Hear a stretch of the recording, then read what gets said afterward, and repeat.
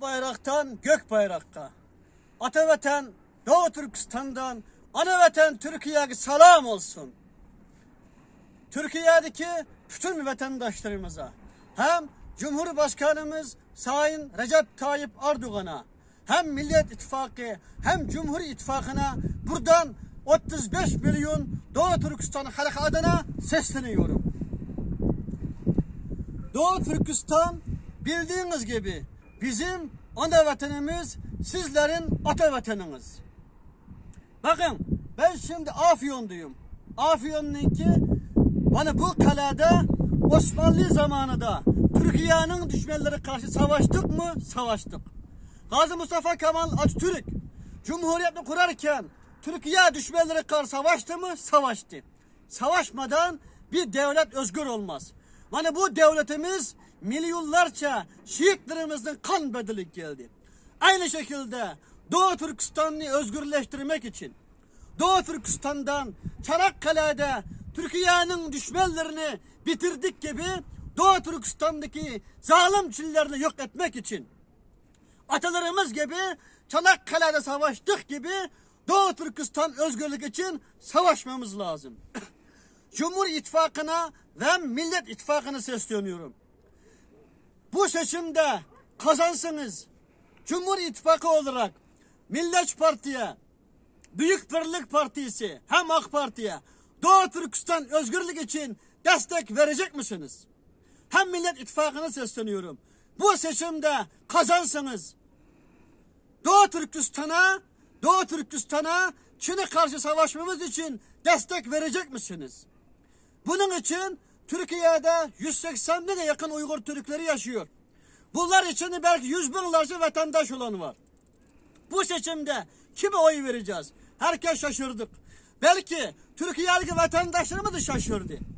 Ben 100 binlerce Uygur Türkleri adına diyorum ki kim Doğu Türkistan özgürlük için destek verse vatandaşlarımı onun için oy vermek için davet edeceğim. Bundan önce seçimde açık net söylüyorum. AK Parti'ye oy verin demiştim. Tüm Doğu Türkistan olan Türkiye'deki TC vatandaşlarını. Herkes gittiler AK Parti'ye oy verdiler. Belki bazıları vermemiş olabilir. Ama bu seçimde ne olacak belli değil. Ben de şaşırdım. Ama kim Doğu Türkistan için destek verse tam Atatürk Doğu Türkistan'ı destekledi gibi Doğu Türkistan'ı devlet olarak tanıdı gibi 1933 Atatürk'ün izinde giderse kim Osmanlı zamanında Abdülhamit Han Doğu Türkistan'a destek verdi gibi Doğu Türkistan'a destek verirse tüm vatandaşlarını ben bunun için oy vermek için açık net davet edeceğim. Ben aylar önce bu açıklamanı yaparken maalesef tutuklandım. 4 ay sizi koruma altına aldık dedi. 4 ay sonra çıktım. Bakın Doğu Türkistan'da milyonlarca insan Çin zindanında yatıyor. Milyonlarca insan Çin işkencesi görüyor. Milyonlarca insan toprak altında yatıyor. Şehit oldular. Bize bu zulüm yeter. Biz bu seçimden sonra Doğu Türkistan'a destek verirsiniz. Biz Türkiye'de yaşamamız lazım ana vatan olarak. Ama destek vermezsiniz. Bizi kim destek verse orada yaşamamız lazım.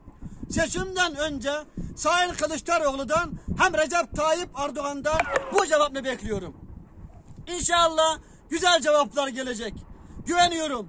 Ben Doğu Türkistanlılar olarak bundan önce mücadele ederken zalim Çin zulmüne karşı Sayın Recep Tayyip Erdoğan'la görüştüm. Devlet Bahçeli'yle görüştüm. Büyük Birlik Partisi Genel Başkan'la görüştüm.